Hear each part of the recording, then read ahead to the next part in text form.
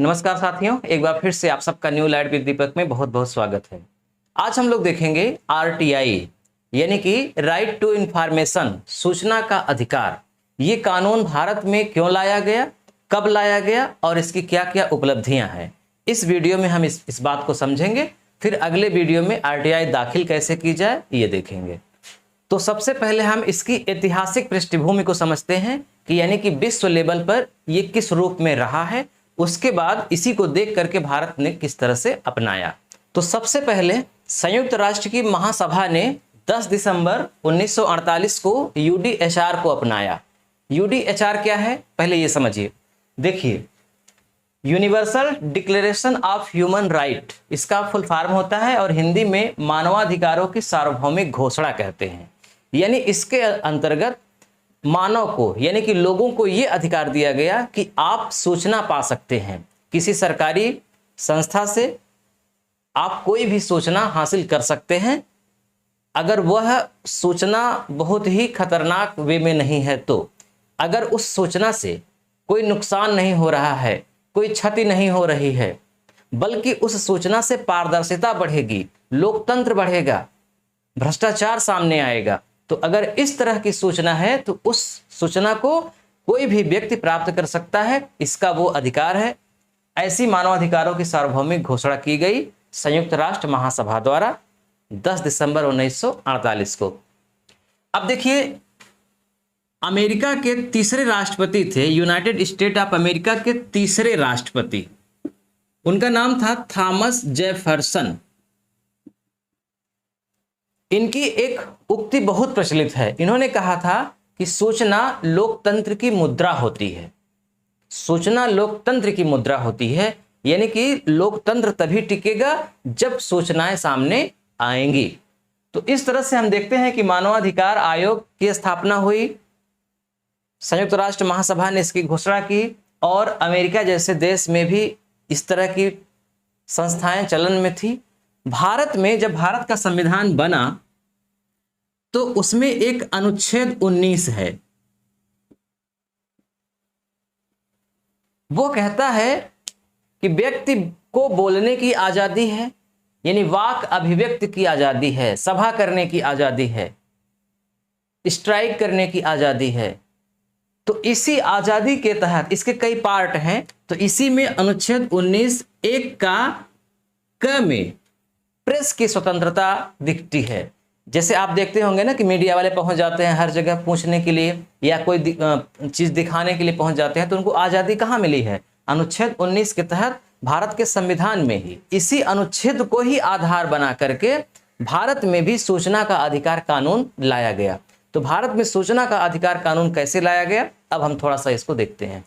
देखिए, RTI right to information, सूचना का अधिकार, यह एक कानून है।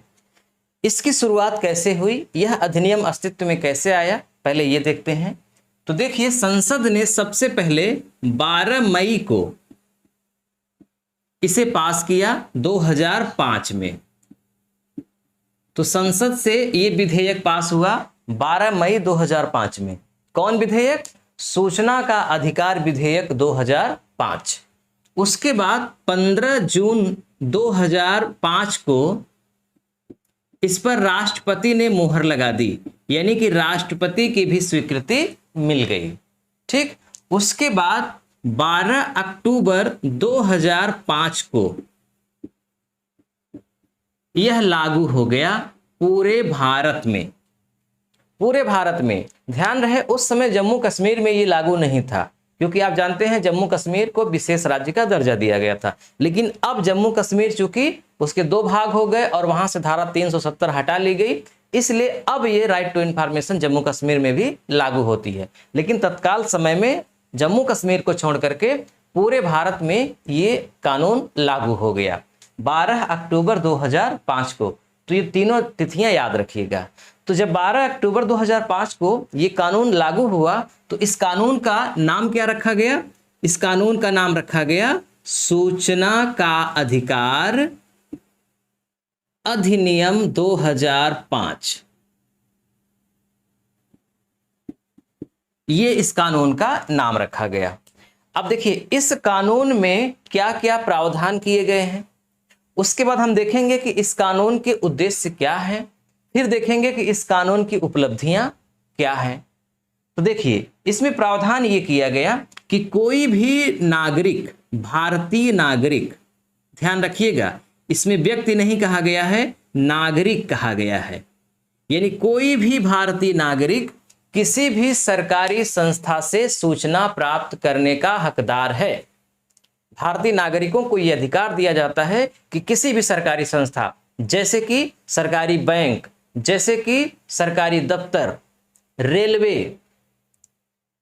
तीनों सेनाएं, जल थल वायु की संसद, विधानमंडल, राष्ट्रपति, प्रधानमंत्री, सभी इसके दायरे में आते हैं। सभी सरकारी संस्थाएं इसके दायरे में आती हैं और वहां से कोई भी व्यक्ति सूचना प्राप्त कर सकता है, वह भारत का नागरिक होना चाहिए। इसके लिए उसके पास दो रास्ते हैं, वह सीधे एप्लीकेशन भी दे सकता है, मतलब ऑफलाइन भी पत्र भेज सकता है, या फिर वो सीधे, अब ऑनलाइन की भी सुविधा हो गई है, ऑनलाइन भी अप्लाई कर सकता है। अगर बीपीएल कार्ड धारक है तो वो फ्री में करेगा, कोई चार्ज नहीं लगेगा।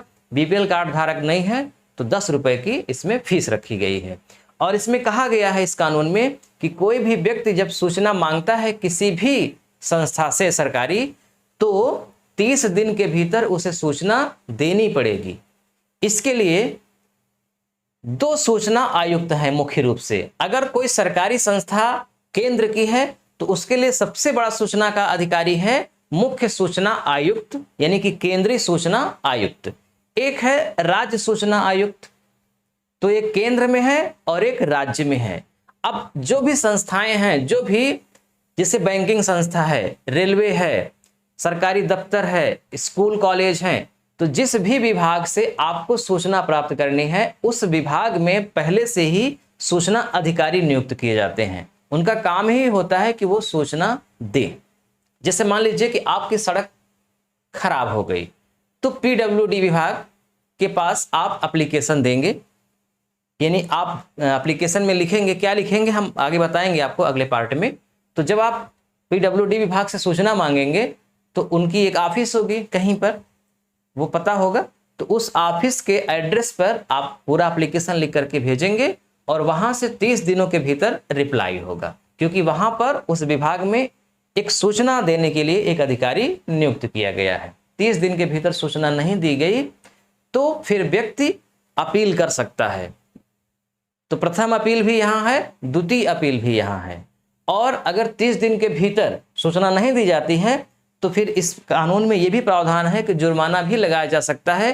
प्रतिदिन 250 के हिसाब से जुर्माना भी, और अधिकतम 25,000 का जुर्माना लग सकता है यहाँ पर। तो इसलिए 30 दिन के भीतर ही सूचना देनी होती है। इस सूचना का अधिकार अधिनियम के दायरे में कौन नहीं आता? तो जैसे कोई प्राइवेट संस्था है, जैसे मान लीजिए कोई कॉलेज है, वो पूरी तरह से प्राइवेट है, उसमें कोई भी सरकारी अनुदान नहीं आता, तो आप वहां से कोई सूचना नहीं मांग सकते। अगर मांगते हैं तो वो उन पर डिपेंड करता है कि वो सूचना दें कि न दें, यानी आपका अधिकार नहीं है। लेकिन वही कॉलेज से अगर सरकारी अनुदान मिलता है तब वह पूरी तरह से इस कानून के दायरे में आती है। तो कहने का मतलब इस कानून के दायरे में सरकारी संस्थाएं आती हैं, प्राइवेट संस्थाएं नहीं। और मांगने का अधिकार हर नागरिक को, किसी संस्था को नहीं है। कोई, जैसे कोई कंपनी के नाम से कोई सूचना दूसरी कंपनी से नहीं मांग सकता, उस कंपनी का कर्मचारी या अधिकारी व्यक्तिगत अपने नाम से सूचना मांग सकता है। अब देखते हैं आरटीआई के उद्देश्य क्या है, ये किस लिए, इसका मुख्य उद्देश्य क्या है, ये क्यों बनाया गया। अभी तो हमने प्रावधान समझा कि ये प्रावधान है। इसका मुख्य उद्देश्य ये है सरकारी जवाबदेही तय करना, पारदर्शिता लाना, लोकतंत्र को मजबूत करना, भ्रष्टाचार पर रोक लगाना, लोकतंत्र में नागरिकों की भागीदारी मजबूत करना। तो ये इसके मुख्य उद्देश्य हैं। देखिए, जब सूचना का अधिकार कानून नहीं रहेगा तो मान लीजिए कि एक प्रैक्टिकल बात समझिए कि मान लीजिए कि आपकी सड़क खराब हो गई, तो आप किसके पास जाएंगे? ठेकेदार तो बनाकर चला गया, किसके पास जाएंगे, किससे कंप्लेन करेंगे? और आपकी मंशा ये है कि हम जाने कि इस सड़क में कितना पैसा लगा, कि ये खराब हो गई, तो इसके लिए आप आवेदन करेंगे। जब आवेदन करेंगे तो उनको जवाब देना पड़ेगा। अब मान लीजिए उन्होंने जवाब दिया कि इस सड़क में 1 करोड़ रुपए लगा है, और आपको लगता है कि इसमें अगर 20 लाख भी लगा होता तो इसकी ये दशा न होती सड़क की जो हो गई है, और यहाँ तो बताए हैं कि 1 करोड़ लगा है। तो फिर आप उसके हिसाब मतलब उसको आधार बना करके आप उनके खिलाफ कंप्लेन कर सकते हो कि यहाँ 1 करोड़ दिखाया गया है और ये सड़क 20 लाख की भी नहीं है। तो जब कंप्लेन करेंगे तो उसकी जांच होगी, और जांच होगी तो फिर उस सड़क से संबंधित जितने भी अधिकारी कर्मचारी थे पकड़े जाएंगे। तो इसलिए ये जो सूचना का अधिकार कानून है ये लोकतंत्र को सबसे ज्यादा मजबूत बनाता है। अब हम देखते हैं कि इस कानून की उपलब्धियां क्या हैं। तो इसके जरिए 2G घोटाला सामने आया था। ये 2G घोटाला क्या है, इस पर हम अलग से वीडियो बनाएंगे। आप इतना ही समझ लीजिए कि भारत के इतिहास में ये सबसे बड़ा सरकारी घोटाला है।